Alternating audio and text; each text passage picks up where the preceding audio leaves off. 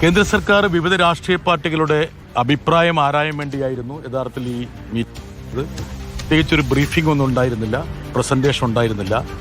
പ്രധാനമന്ത്രിയുടെ അസാന്നിധ്യത്തെ വിവിധ രാഷ്ട്രീയ പാർട്ടികൾ വിമർശിക്കുകയുണ്ടായി. അദ്ദേഹം നേരിട്ട് വന്ന് രാഷ്ട്രീയ പാർട്ടികളെ വിശ്വാസത്തിലെടുക്കണം, ഇതുപോലുള്ള പ്രധാനപ്പെട്ട സംഭവങ്ങളുടെ പശ്ചാത്തലത്തിൽ നിന്നുള്ള അഭിപ്രായം ഉയർന്നു. രാജ്നാഥ് സിംഗ് ആണ് രാഷ്ട്രീയ പാർട്ടികളെ അഭിസംബോധന ചെയ്തത്. അദ്ദേഹത്തിൻ്റെ ഒരു വാക്ക് intended objectives have been achieved എന്നുള്ളതാണ് അദ്ദേഹം പറഞ്ഞത്. സ്വാഭാവികമായിട്ടും ഇന്ത്യയുടെ ഭാഗത്തു നിന്ന് കൂടുതൽ പ്രകോപനങ്ങൾ ഉണ്ടാകില്ല എന്ന തരത്തിലുള്ള സൂചനകളാണ് അദ്ദേഹം നൽകിയത്. ഇന്ത്യ ഒരു മെച്യൂർ ഡെമോക്രസി എന്ന നിലയിൽ, ലോകത്തിന് മുഴുവൻ മാതൃകയായ ഒരു ജനാധിപത്യ രാജ്യമെന്ന നിലയിൽ ഒരു തരത്തിലും യുദ്ധം പോലുള്ള ഒരു സാഹചര്യം സൃഷ്ടിക്കാൻ പാടില്ല എന്നുള്ളൊരു അഭിപ്രായമാണ് ഞാൻ ഉൾപ്പെടെയുള്ള അംഗങ്ങൾ അവിടെ പ്രകടിപ്പിച്ചത്. അതേസമയം തന്നെ ഈ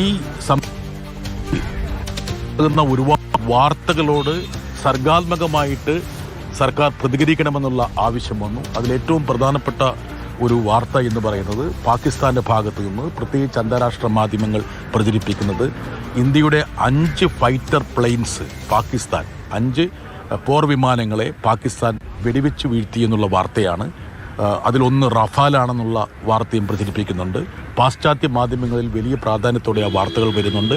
അതിന് നിജസ്ഥിതി എന്താണ്, സത്യാവസ്ഥ എന്താണ് എന്നുള്ള കാര്യം സർക്കാർ പറയണമെന്നുള്ള അഭിപ്രായം ഉയർന്നു. പ്രത്യേക പാർലമെന്റ് സമ്മേളനം വിളിക്കണമെന്നുള്ള യോഗത്തിൽ ഉയരുകയുണ്ടായി. അതുമാത്രമല്ല, ഇത് സംബന്ധിച്ചുള്ള വിശദാംശങ്ങൾ പാർട്ടികൾക്ക് നൽകണം. ആംഡ് ഫോഴ്സസിൻ്റെ സേനാദള മനോവീര്യത്തെ ദോഷകരമായി ബാധിക്കുന്ന ഒരു നടപടിയും ഉണ്ടാകരുത്. ടെററിന്, അതായത് ഭീകരതയ്ക്ക് പ്രത്യേകിച്ച് മതവും വിശ്വാസവുമായിട്ട് യാതൊരു ബന്ധവുമില്ല. ഇന്ത്യയുടെ സമുദായ സൗഹാർദ്ദത്തെ തകർക്കാൻ വേണ്ടിയുള്ള ഏതൊരു ശ്രമത്തെയും അതിശക്തമായി നേരിടുമെന്ന് മൗലാന മസൂദ് അസർ. ശരി, സർവകക്ഷി യോഗം അവസാനിച്ചതിനു ശേഷം ജോൺ ബ്രിട്ടാസ് എം പിയുടെ പ്രതികരണമാണ് നമ്മൾ കണ്ടത്. സർവകക്ഷി യോഗത്തിൽ ജോൺ ബ്രിട്ടാസ് എം പിയും പങ്കെടുത്തിരുന്നു.